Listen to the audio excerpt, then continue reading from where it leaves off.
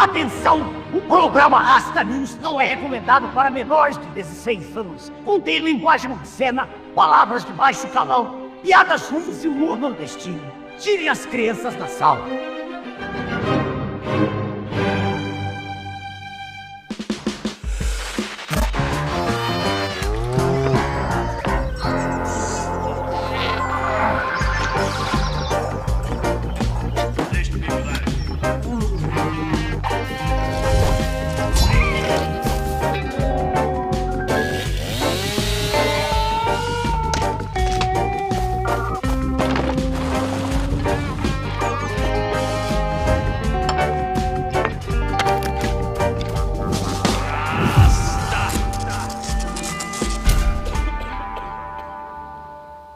Boa noite, embaixadores.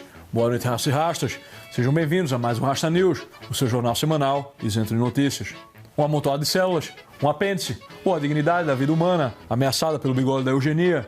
No Rasta News de hoje, trataremos deste assunto que não deveria ser assunto, dos mais polêmicos, dos assuntos que não deveriam ser assuntos desta era biotecnológica e que vem atraindo a atenção de palpiteiros, paleteiros e bigodeiros de agenda dupla, atrás de livrar-se das consequências da gadeagem e da raparigagem, ao mesmo tempo em que impõem o controle populacional dos indesejados.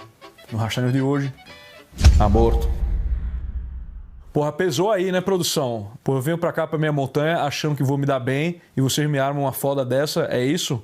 Assunto macabro desse, meu irmão. No meu lugar de falo, que é lugar nenhum, eu não quero ouvir, meu amigo, eu não quero ouvir a opinião de um homem sobre aborto, não. E muito menos de uma rapariga do cabelo roxo que tomou ali uma coalhada no ventre e achou que ia sair um iPhone 8 Plus. A discussão ela já começa errada, né, meu irmão? Me tira dessa aí, produção, na moral, por favor, meu Deus.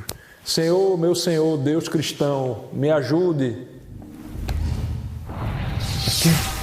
O quê? O BTV mágico?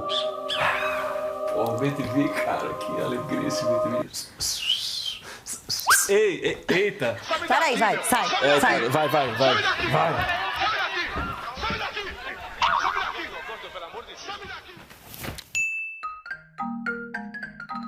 Bom, você pode até não querer falar a respeito, mas eu quero. As raparigas colocaram a gente nessa merda, então eu me sinto na obrigação de dar uma limpada. E eu queria fazer um apelo, um convite pra vocês. A Brasil Paralelo acabou de lançar um documentário chamado Duas Vidas. Para assistir, você precisa clicar no link da descrição que está nesse vídeo. É de extrema importância que a maioria das pessoas assista esse documentário. Por isso eu peço que você veja e compartilhe. Tá na hora da gente colocar o dedo nessa ferida e falar sobre isso. A gente vai falar um pouquinho aqui no Rasta News hoje, mas esse documentário foi preparado com a devida urgência. Então, eu conto com vocês para assistirem e divulgarem. Bom, vamos começar com a questão da vida e a partir de quando essa tal de humanidade começa. Se alguém discorda de que embrião é ser humano, aí eu te pergunto, o que são os pais daquele zigotinho? Já dizia o professor Girafales, de que são feitos colares de pérolas? Colares de pérolas. Com que se fabricam os colares de pérolas? Com as pérolas! Até que enfim. Eu sei que tem uns seres humanos aí que se comportam feito galinha, feito gado, mas isso não te faz menos humano não, viu? Ah, mas tem uma idade, né, aí que você começa, a partir de quantos meses? Calma lá. Se eu não tivesse sido uma criança de 3 anos, eu não estaria aqui hoje. Se eu não tivesse sido um zigotinho, eu também não estava aqui, né? Feto é feto, menino é menino, pirraia é pirraia. E tricolor é viado. As diferentes idades, incluindo a de feto, não te faz mais nem menos humano, te faz humano. Pode ver que a primeira coisa que esses abortistas precisam é despersonificar, desumanizar o ente, para se sentirem mais confortáveis, dizendo: Ah, olha só, é só um amontoado de células, um embrião de 5 semanas. Dá descarga lá que tá resolvido. Embrião da tua espécie, né? Sua pura mãe brasileira. E se for de 4 semanas e 20 dias? E se for de 5 semanas e 1 dia? Vocês parecem aquela galera que fica olhando o rótulo das comidas que vão vencer 2 de outubro. Aí acha o quê? Que vai vir as bactérias, né, de meia-noite. Bora, galera! 2 minutos pra meia-noite!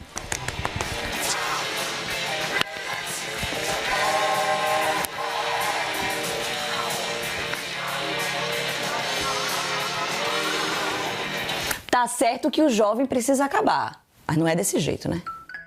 Isso aí de querer definir o que é ou o que não é uma pessoa já deu ruim diversas vezes. Já teve escravidão, holocausto. Deu tanta merda que o bicho humano inventou até os direitos humanos. E se a gente inclui até aqueles que mal dá pra dizer que são humanos, por que exclui o fetinho, pô? Se a gente inclui até aqueles que a gente mal consegue enxergar qualquer humanidade por causa do mal que fizeram, por que a gente vai excluir aquele que não teve nem a chance de fazer nem o mal, nem nada? Desde que o homem mata seu semelhante aos montes, a gente escuta declarações sobre os tais direitos humanos. Até a ONU escreveu isso, porque já estava ligada nas muitas vacilagens e abusos que o homem humano já infligiu a si mesmo. Aquelas ideias de ficar medindo nariz, dente, cor, para definir o que é gente. Absurdo? Sim. Mas aí vieram os amantes do amor querendo definir a humanidade pela idade. Logo, se eu acho que o embrião não é pessoa, pronto, pode passar a lambida. Vou passar a lambida no pescoço, hein? Fim de papo. É a nova novidade do verão, que de acordo com a primeira lei de Jopa, é igual a todas as outras novidades no que se referem a já nascerem velhas. Afinal, não tem novidade nenhuma nesse negócio de matar os mais vulneráveis.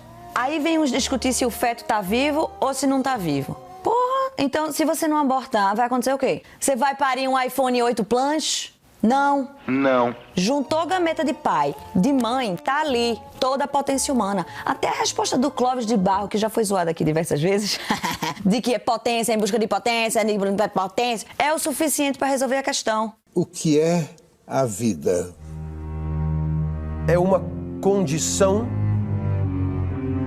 de energia que busca mais energia. Potência em busca de potência. Clóvis, o que é a vida? Se ainda não deu para entender quando é o tal início da vida, pensa aqui comigo. O que os médicos das clínicas de fertilização in vitro fazem? Eles criam vidas. E o que essa galera quer? É fazer uma vida. Eles ficam lá olhando no piroscópio o momento que vai acontecer o quê? Para dizer que tem menino. A fertilização. É isso que eles observam. É após a fertilização que eles vão poder ligar. E aí, mano? Tu vai vir aqui implantar ou eu congelo os meninos? Por apenas 66 vezes 66 reais, a gente guarda aqui seus filhos lindos e perfeitos pra quando você voltar do cruzeiro. Ou então depois da Copa, né? Melhor, depois da Copa. Mas se não quiser, é só avisar que a gente joga esse amontoado de célula fora. Dependendo da resposta do papai, a gente muda de bebê pra amontoado de células. Parece uma retardada fazendo isso. Ah, mal entendi. Então é 12 semanas, né? Não! Não! Na fertilização. É ali que se tem um DNA novo, uma nova vida. Células únicas e irrepetíveis que distinguem totalmente aquele ser novo do pai e da mãe, porra. É o único momento que um dia antes, um dia depois, um segundo antes, um segundo depois, você tem ou você não tem. É a natureza te dizendo, olha aqui, seu pré-A com botulismo. Queria saber onde tá a linha? Não tá no espelhinho do banheiro da balada, não. Tá aqui. Naturalmente, pela biologia, o produto reprodutivo de duas pessoas humanas é também, pasmem, humano. Apesar das pessoas quererem muito que seja um shih tzu, não adianta, não será. Eu também caí nessa. Eu tentei com meu marido, meu shih tzu não veio, mas eu tenho a Olivia. Ai, que tule, eu tenho a tule. É bem como explica o clérigo Inteligência 25, professor Vitor Salles. Imediatamente depois da fertilização, já existe uma realidade intrinsecamente una e distinta de qualquer outra. Um todo singular e não a parte de uma singularidade. O embrião, em virtude do seu genoma e perfil epigenético, é capaz de passar por um processo de desenvolvimento contínuo e gradual até a maturidade da sua espécie e, portanto, um processo que exige uma rigorosa unidade. Isso fica muito claro quando se verifica que, sob o comando do novo genoma, há uma coordenada sequência de atividades. Ativação e regulação do ciclo mitótico, produção de proteínas, interação química entre células, diferenciação celular, etc. Mais do que um todo, o embrião é um todo vivo. Ao estar cingido pela atividade de diferentes genes que o orientam ordenadamente a um amadurecimento, o embrião manifesta a mais básica propriedade de qualquer ser vivente: a coordenação. Além disso, eu gostaria de lembrar que, em um lugar do processo mitótico, que é muito anterior ao que se debate como limite da pessoa humana, mais precisamente na formação da gástrula, surge um orifício chamado blastóporo, que em animais deuterostômios, como os humanos, é o proverbial furico. se você não consegue entender o humano em seu estado mais elementar, de repente talvez você entenda o cu no seu lugar mais elementar. Ele já tem cu. Vai que ele resolve dar esse cu no futuro.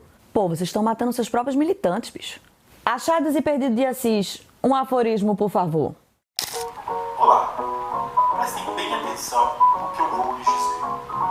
O cu é o princípio da normalidade. Se tem cu, existe. Nunca se esqueçam disso. Sejam bem-vindos. O bom são aquelas pessoas que dizem assim: Eu não faria jamais em mim, nossa, que absurdo. Mas assim, se alguém quiser fazer, tudo bem, porque a escolha é dela, é o corpo dela. Cinismo para praticar com o teu corpo, as minhas regras. Sob o argumento de dependência. Só porque o feto depende da mãe para viver por meros 9 meses. Tu pensa que ninguém tá vendo, não?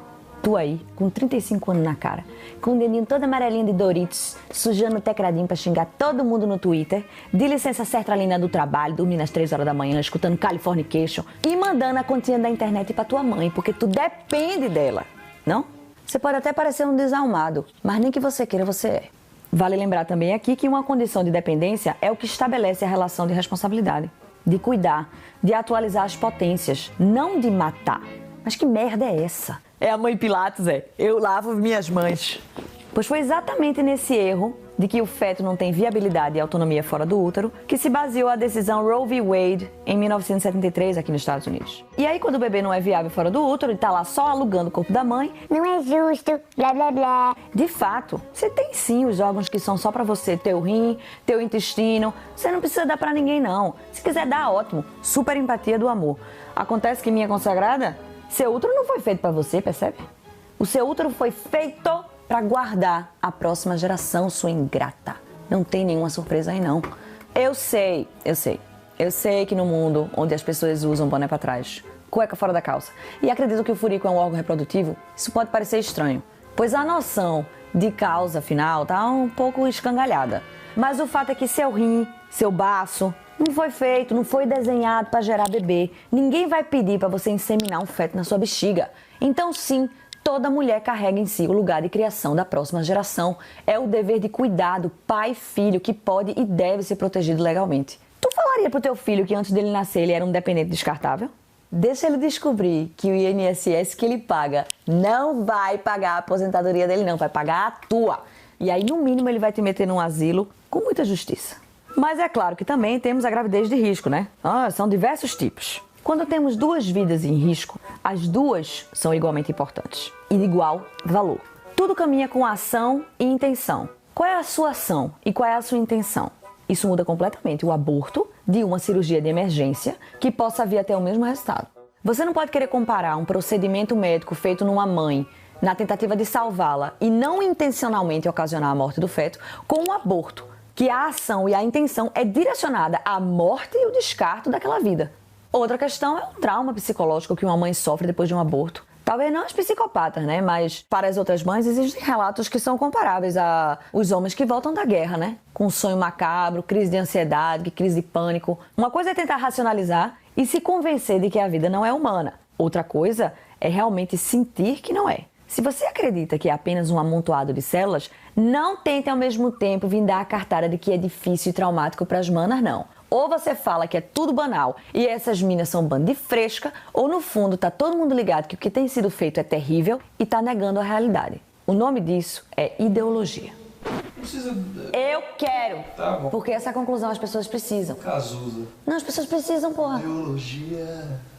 Comer tua tia. Vai. Tem aquele argumento também de que o aborto deveria ser legal até o desenvolvimento do cérebro. Porque até lá o feto não sente, não pensa, não entende. Minha filha, tu é capaz de chorar por uma árvore e mete essa. Tu acredita em uso capião. De acordo com a tua crença, tu também não tem cérebro.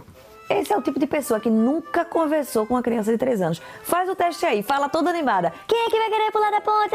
Os pirra vão gritar tudo. Aí pra você, eles entenderam, né? Vai matar esse menino também? Mas e as clínicas clandestinas onde as mulheres morrem? É questão de saúde pública. Saúde pública é a fábula socialista para forçar na marra todo mundo a aceitar suas ideias. Maconha? Saúde pública. Aborto? Saúde pública. Transgenerismo? Saúde pública. Transhumanismo? Saúde pública.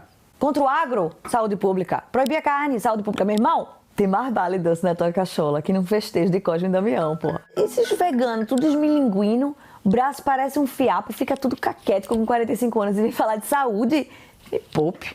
Esse tipo de discussão também é o cachorro atrás do rabo, né? No final das contas, é a glorificação do mal. Ah, o rico pode fazer aborto despreocupado. Sim, os políticos de alguns países que eu conheço também podem cometer seus crimes sem nenhuma preocupação, pois são justamente seus cúmplices que o julgam. Isso quer dizer, então, que a luta deve ser para dar ao pobre a mesma chance de chafurdar na miséria existencial do rico e baixá-lo no mesmo nível de moralidade de um político? A ideia de justiça dessa galera é que todo mundo possa agir com injustiça igualmente e impunemente.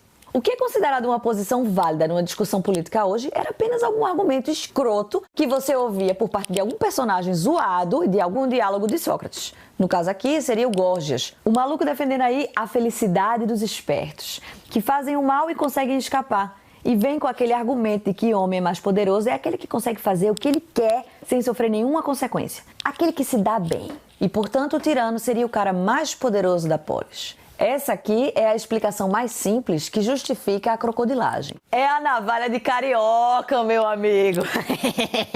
Na contramão dessa posição de merda, Sócrates mostra que a ação humana é sempre direcionada a um bem e que o homem só pode ser verdadeiramente poderoso se ele faz bem aquilo que traz o bem buscado em cada ação. Buscar o bem por meios bons. O homem que faz o mal ou apenas aquilo que lhe é agradável e não é corrigido, torna-se um ser humano pior, menos livre. Sua ação é uma ação à moda caralhos, vivendo submisso aos seus desejos, aos seus medos mais baixos, trazendo a miséria a si e aos outros. E por isso é o contrário. O tirano é o mais miserável dos homens da polis. A turma de hoje é o Górgias piorado. Ah, mas porque o homem pega várias é o garotão. Ah, por que a mulher é forçada a ter o bebê quando o homem fica tendo filho com as amantes e depois abandona? Ah, que legal, né? Então, porque existe uma certa glorificação do homem que resolve viver escravo do próprio peru, a minha libertação, então, é me afundar na mesma lama. E porque o homem resolve abandonar uma família, eu tenho o direito de me tornar uma assassina, me tornar pior do que ele. É a tragédia do Dream Theater, né, porra?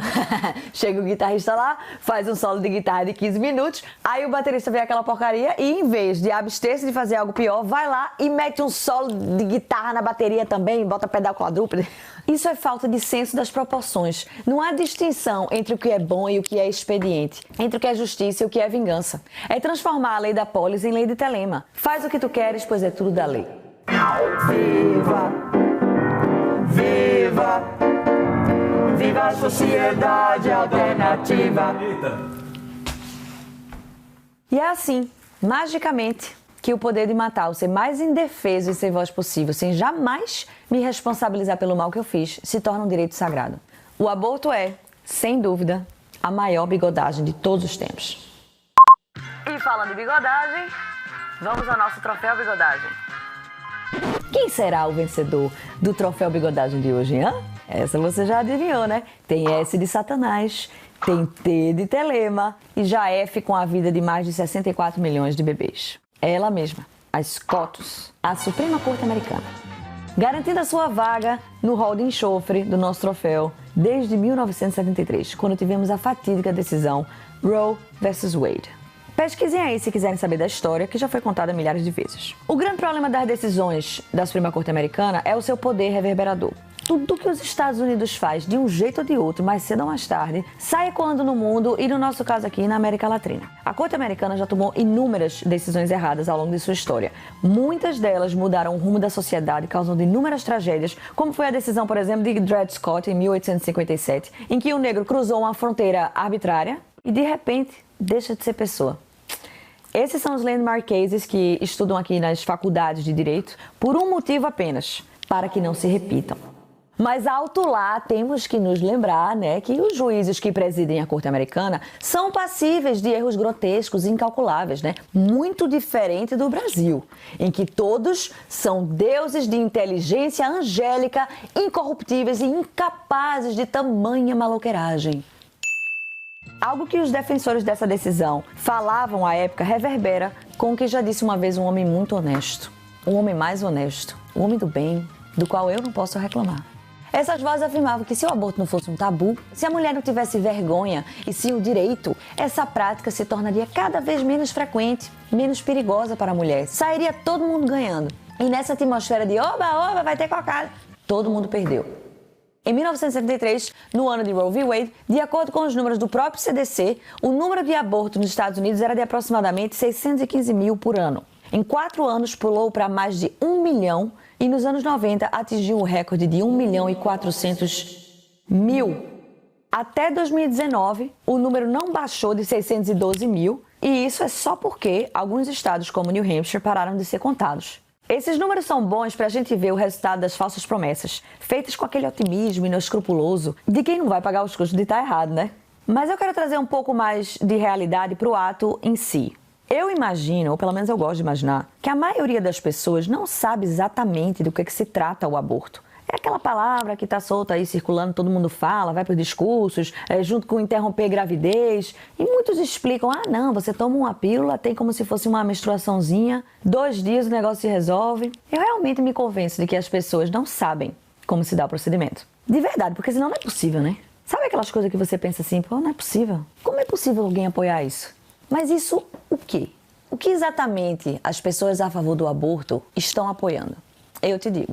O aborto normalmente acontece assim. Aqui nos Estados Unidos, onde as Planned Parenthood são alocadas basicamente em todas as cidades, dependendo do tamanho do seu filho, você toma uma pílula que vai bloquear a progesterona. E ela vai afinar o endométrio e cortar todo o nutriente que seu corpo naturalmente produz para que o feto se desenvolva. E assim ele vai morrer dentro do seu útero. Aqui ainda é possível salvar e reverter a situação se você injetar a progesterona de volta rapidamente. Mas se você continua no processo, depois de 24 horas, você tem que tomar ou introduzir no canal vaginal outra pílula chamada misoprostol. Isso vai causar fortes contrações para que seu corpo termine de matar e expulsar o seu filho do útero. Isso pode levar horas ou dias, até a completa expulsão. É possível ver o bebê morto dentro do saco gestacional antes de dar descarga. Se você olhar direitinho, você vai ver dedos, braços, pernas, tá tudo lá.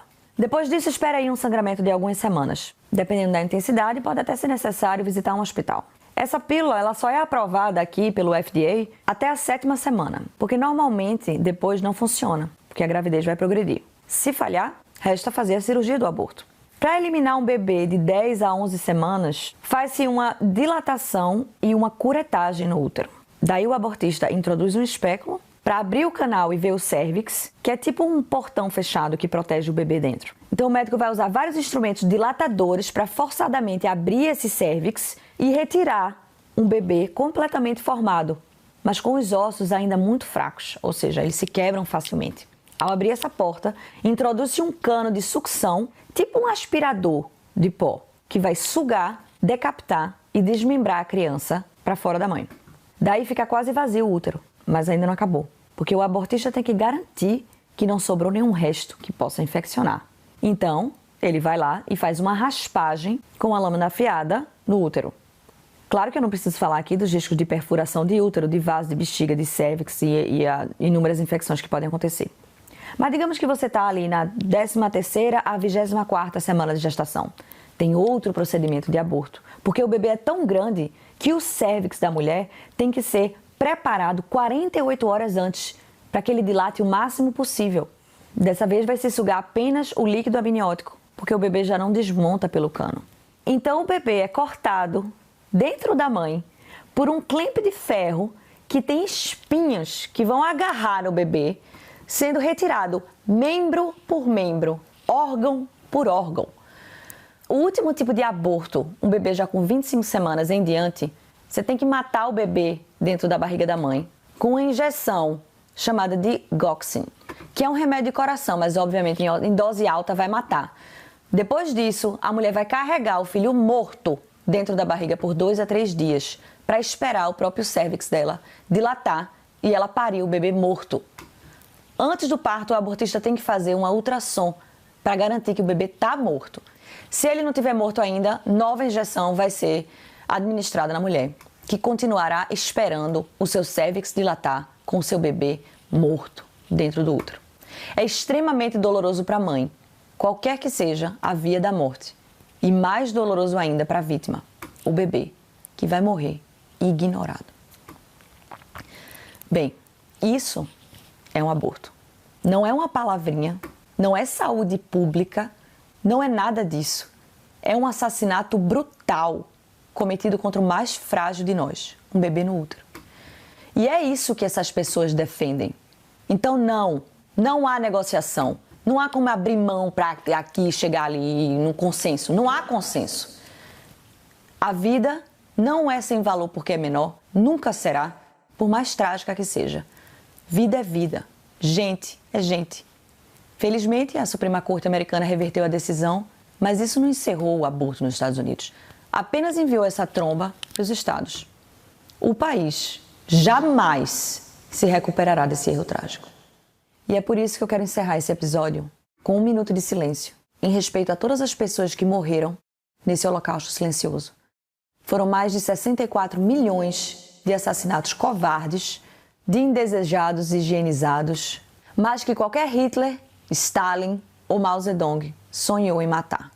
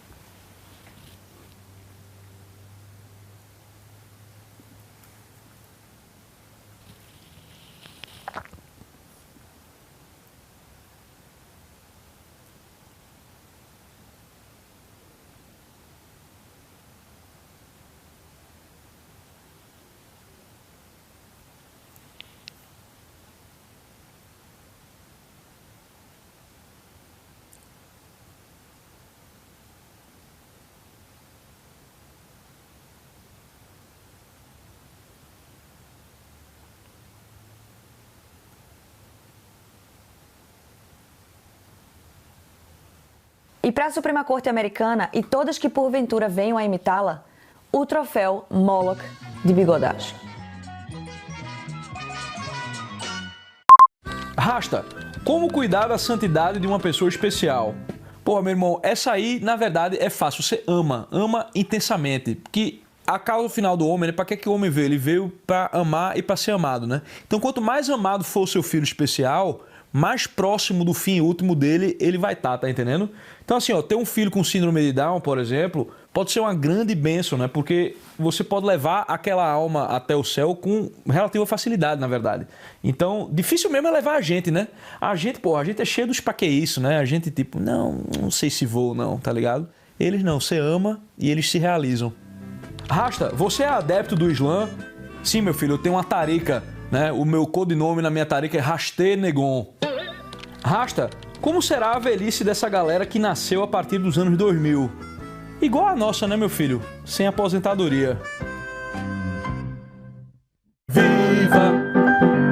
Viva! Viva a sociedade alternativa! Olha o Satanás! Viva! Viva! Viva a sociedade alternativa! Vai até no colo do capeta! Viva! Viva a sociedade alternativa, maionese sulfurosa, vai gagarejar. Viva, viva, viva a sociedade da minha pica.